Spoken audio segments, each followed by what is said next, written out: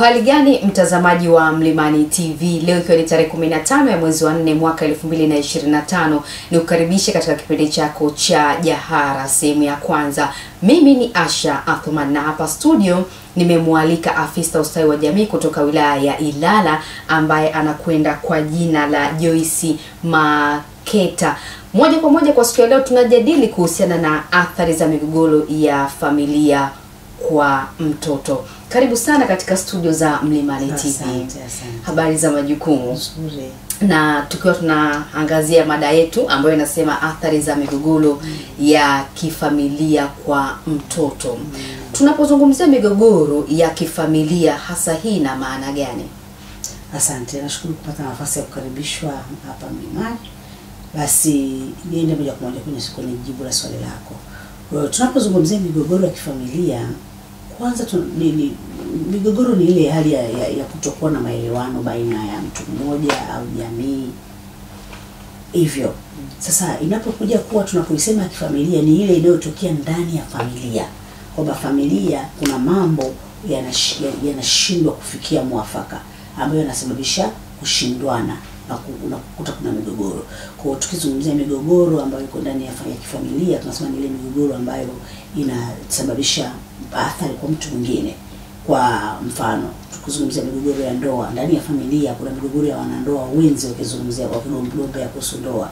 Lakini ndani ya familia kuna migogoro inayohusu malezi, changamoto za malezi kati ya mzazi mmoja na mwingine, inaweza kawa ni mgogoro ndani ya familia. Pia kuna migogoro ya familia ambayo inahusiana na mambo ya kiuchumi. Watu wanashindwa namna ya kubalance matumizi ya kiuchumi, aidha kuna mwenye matumizi mabaya, mwenye matumizi yasiyo na tija. Lakini pia kuna migogoro ya kutokutunzana, tunasema matunzo ndani ya familia. Hiyo yote ni migogoro ya kifamilia. Lakini kuna migogoro ya kifamilia ambayo itatokana na asili ya mtu. Kuna wivu, tamaa, wizi, yani kuna vitu vingi ambavyo ndani vinaweza vikaleta migogoro ambayo inasababisha familia isikae sawa. Lakini tukija kwenye migogoro inahusiana na familia ambayo inaathiri watoto, ni hiyo ambayo ninaitaja yote, inapokuwa inatendeka inakwenda kuathiri ustawi wa mtoto. Na hasa migogoro ambayo imekuwa mikubwa sana, ambao hata sisi kwenye mashauri mengi tumekuwa tukipokea, ni ile migogoro ya ndoa, yani inahusu mahusiano. Achana tuna kugombea mali, achana na kugombea sijui ndugu kaja, sijui hivyo. Lakini ile inayohusu mahusiano kati ya mwanandoa mmoja na mwingine imekuwa ikipelekea changamoto kubwa sana, kufikia hatua kwenda kuathiri watoto, kwa sababu wao wakiwa wanagombana, watoto kuna mkanda unakatika unaofanya mtoto asipate mahitaji fulani. Wanaweza kuwa wana mgogoro mpaka kufikia hatua wanapigana, lakini unakuwa mara nyingine umeanzia na mahusiano. Mmoja amesikia mwenzi ana mahusiano na mtu mwingine, hana uhakika lakini amesikia. Lakini aidha mtu ameshuhudia, wengine wameona message, wengine, yani kuna namna nyingi ambazo zinapelekea hivyo, kwamba nikizungumzia kwa ujumla ni migogoro ya kimahusiano, ndo ya kimapenzi imekuwa ni chachu kubwa. Lakini tunasema kwenye hizo migogoro mingine niliyoitaja ambayo pia inakwenda kusababisha vipigo. Tunasema migogoro ya unyanyasaji wa kimwili, yani kupigwa, aidha kuumizwa, umeona, pia imekuwa kiathiri watoto, kwa sababu mtoto anapoona mzazi anampiga mwenzake, hajui nani ni sababu. Yeye anaona yule anayepigwa au yule anayepiga hata kelele au yule anayeonekana anaumizwa, yeye ndo analia naye. Kwa hiyo mara nyingi imekuwa ikileta athari kubwa. Na katika athari wanazozipata watoto, mtoto anashindwa kuelewa nani ni nani, hiyo moja. Lakini pia anapata maumivu anapomwona mtu mwingine anaumia. Hiyo yote inaleta athari ya kisaikolojia. Sasa inapokuja athari ya kisaikolojia, inamsababisha mtoto akawa anaweza kuwa mtoto mwenye chuki. Anaweza kuwa mtoto ambaye anashindwa kusimamia vitu vyake. Anaweza kuwa ni mtoto ambaye anashindwa kuwa na maendeleo mazuri darasani, kwa sababu anapokuwa katika mahali fulani anawaza kuhusu maumivu ya mtu fulani aliyopokea. Lakini pia athari nyingine, anaweza kuumizwa mtoto wakati wanagombana. Lakini pia katika migogoro hiyo mtoto anaweza akapata changamoto ya kufanyiwa ukatili, kwa sababu hakuna anayemwangalia, hakuna anayemtizama. Kwa anaweza kufanywa ukatili wa kubakwa, kupigwa, kufanya chochote, kwa sababu hakuna anayemtizama, wale wako busy na migogoro yao. Lakini pia huyu mtoto anaweza kukuta wakati mwingine anakuwa mtu wa kuchukia watu. Kuna zile tabia zinazojitokeza baada ya kuishi kwenye nyumba yenye migogoro, anaona kumbe kupigana ni kitu cha kawaida, kwa sababu mama na baba wanapigana, anazoea. Kwa hiyo na yeye anaanza kuwa ni mtoto mwenye tabia za ajabu, au anaweza kuwa ni mtoto kuingia kwenye masuala ya mahusiano ya kimapenzi akiwa na umri mdogo, kwa sababu mapenzi ambayo itakiwa apewe na wazazi hakuyapata. Kwa hiyo mapenzi yake anakwenda kutafuta watu wengine wa kumpa mapenzi. Hiyo iko kabisa kisaikolojia, imekuwa ikileta changamoto sana kwa watoto ambao wanatoka kwenye familia ambazo zina migogoro. Lakini pia uwezo wa kupambanua. Tunasoma na watoto ambao wanakosa, tunasema unyumbukaji, ile resilience wanakuwa hawana, kwa sababu unyumbukaji au resilience inajengwa na upendo. Familia yenye mgogoro maana yake imekosa upendo. Kwa hiyo mtoto anapokuwa amekuzwa katika familia yenye upendo, maana yake anakuwa ni mtoto ambaye anatengenezwa kuwa mtoto ambaye anaweza kujisimamia, mtoto anaweza kujali wengine na kujijali yeye mwenyewe. Kwa hata jambo linapomtokea ni rahisi kulitafutia nafasi ya kurudi katika hali ya kawaida. Kwa hiyo tunasema anayenyumbuka ni yule ambaye anaweza kurudi katika hali ya kawaida. Amefanywa, amepigwa, ametukanwa, amedhulumiwa, ni rahisi kurudisha moyo wake na kusamehe yale yaliyotokea, ama kuendelea na safari nyingine kama atakuwa amekuwa na ile hali ya unyumbukaji. Kwa hiyo kuna matatizo mengi ambayo watoto wanayapata kwa kupitia hii migogoro. Yote ambayo umeyazungumza sasa yanasababishwa na nini hasa? Katika migogoro niliyozungumza pamoja na athari nilizozungumza za watoto, migogoro hii imekuwa ikisababishwa na sababu mbalimbali. Katika sababu ambazo ninaweza nikazisema ambazo za migogoro ya familia, ni moja niliyosema ya watu kuwa na kugombana kwa sababu ya wivu wa kimapenzi, kuwa wa kuhisiana ama au kugundua kwamba mtu ana mahusiano na mwenzi mwingine au na mtu mwingine. Hiyo pia imekuwa ni sababu ambayo inazalisha hiyo migogoro. Lakini pia tunaangalia migogoro mingine inasababishwa na tamaa. Wakati mwingine tumekuwa tuna tamaa ya kutaka kupata maisha fulani ambayo sio ya kwetu, kuwa na matarajio makubwa ya maisha ambayo tunayataka kuliko ile asili ambayo tunayo, lakini tamaa kwenye namna ya kupata vitu ambavyo yani ni vitu ambavyo viko nje na kile ambacho unakizalisha. Hiyo pia imekuwa ni migogoro, imekuwa kichangia sana migogoro. Lakini pia ndugu. Kwenye upande wa ndugu ni pale ndugu wanapokuwa wanaingilia ndoa. Ndugu nazungumzia ndugu katika pande zote. Ziko baadhi ya familia ambazo unakuta ndoa zake zinaendeshwa zikiwa chini ya usimamizi wa mama mkwe upande wa mama, au mama mkwe upande wa baba, au baba mkwe, au mawifi, mashemeji, au umeingia ndugu. Kiujumla ni kundi kubwa analolisema, ambalo linaweza likapelekea ndoa ikawa na migogoro kwa sababu hawasimami wenyewe. Wanasimama, ndoa yao inaenda kwa sababu mpaka fulani aseme kitu.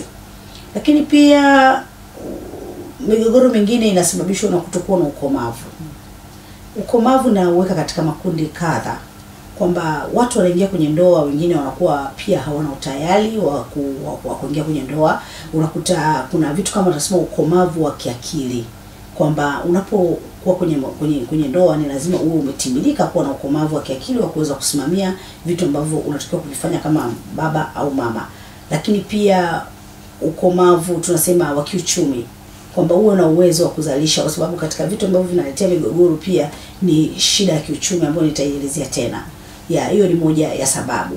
Lakini pia ukomavu wa kuhisia, kuwa na uwezo wa kuhimili hisia zetu katika upana zaidi. Hivi ni vitu ambavyo vinahusisha hiyo, na tunaweza kusema ni vitu vingi vinakuwa vina changamoto kutokufanywa kwa hekima.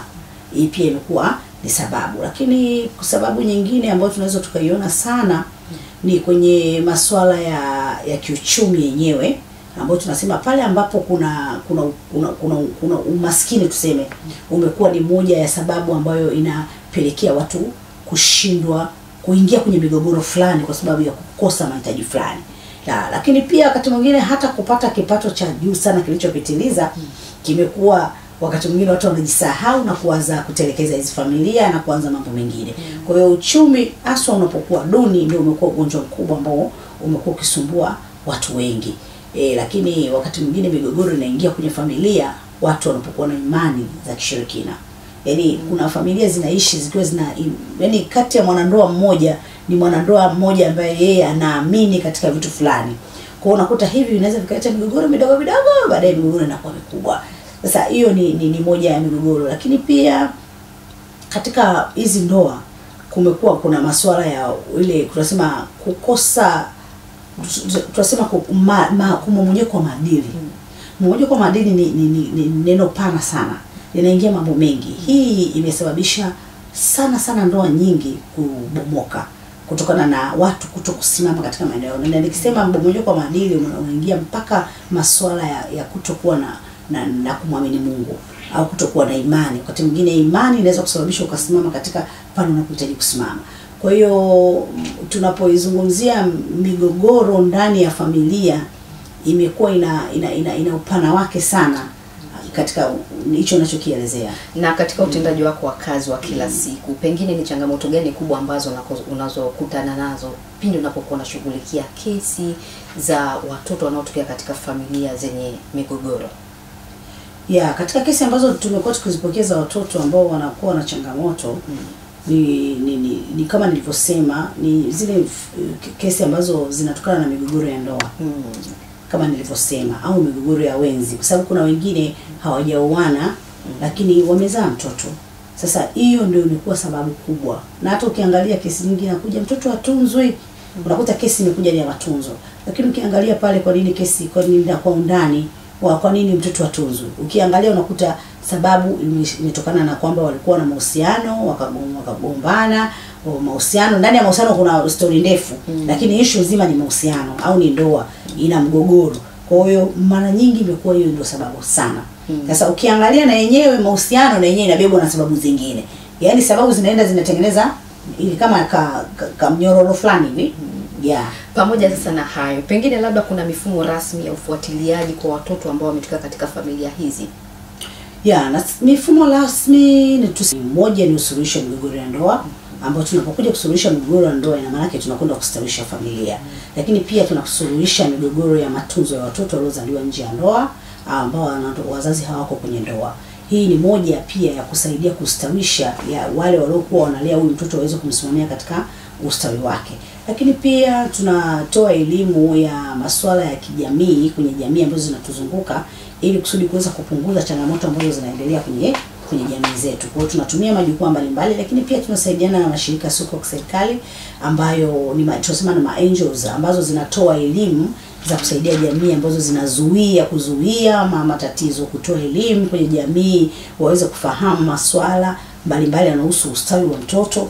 Lakini pia kuhamasisha jamii pia pale ambapo wanaona kuna changamoto zinajitokeza juu ya watoto waweze kutoa taarifa kwa mujibu wa sheria yetu ya mtoto mwaka 2009 iliyoboreshwa mwaka 2019, ikikutaka sasa wewe uweze kutoa taarifa pale unapoona haki za mtoto zinakiukwa. Unaweza kujikuta kuna nyumba unafahamu kila siku wanapigana. Hii ndoa mwana migogoro kila siku. Maana wamekavuta katoto kametupa huko. Maana sijui umefanya nini. Wewe kama mwananchi wa kawaida unayo nafasi ya kushirikisha uongozi wa kijamii ili kusudi kumsaidia kuondoa hizo changamoto. Kwa hiyo mifumo imekaa vizuri ya namna ya utoaji wa taarifa. Lakini pia hata nyinyi waandishi wa habari tumekuwa tukishirikiana katika kufanya vipindi, lakini vya radio, vya TV na maeneo mengine.